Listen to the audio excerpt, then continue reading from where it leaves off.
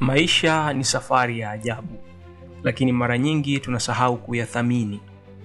Leo hapa kwenye channel ya Maisha Max tunazungumzia shukrani. Sanaa ya kuona uzuri katika kila jambo hata kama halijakamilika. Je, unaweza kujifunza kuwa na shukrani zaidi? Hebu tuchimbe kidogo. Mwanafalsafa wa Kirumi Seneca alisema hakuna mtu ambaye ni maskini ikiwa ana shukrani. Na shukrani sio tu kujipamba na tabasamu wakati mambo yanakwenda sawa, bali ni kumudu kuiona nuru hata kwenye giza. Kwa Waswahili tunasema asiyeshukuru kwa kidogo, hata kwa kingi hata shukuru. Lakini je, tunashukuru vya kutosha kwa yale tunayopewa na maisha?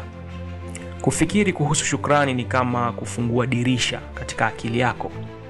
Unapoanza kuyathamini mambo madogo madogo kama vile chai ya asubuhi, jua linapochomoza au hata pumzi unayovuta, unabadilisha jinsi unavyoiona dunia.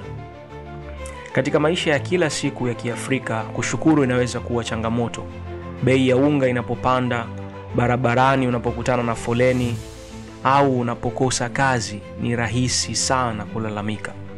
Lakini fikiria hivi, je, umewahi kushukuru kwa kuwa na mikono yenye nguvu, yenye uwezo wa kufanya kazi? Au kuwa na jirani mwema anayekusalimia kwa tabasamu? Au hata chakula rahisi kama ugali na mboga?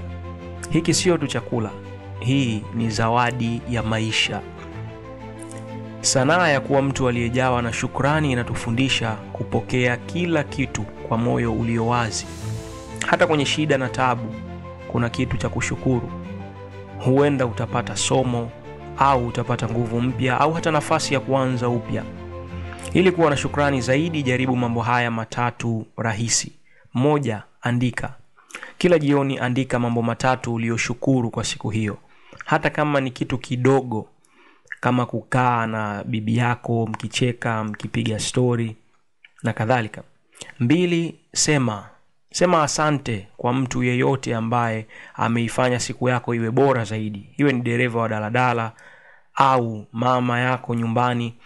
Neno moja linaweza kubadilisha siku yao. 3, tafakari. Chukua dakika moja kila siku kufikiria kitu ambacho maisha yamekupa bila kuomba, kama vile familia yako, afya yako, au hata nafasi ya kuanza siku mpya. Shukrani sio tu katika nyakati za tabasamu, bali ni kuishi na moyo ulio wazi. Kama inavyosemwa, shukrani ni mlango wa baraka.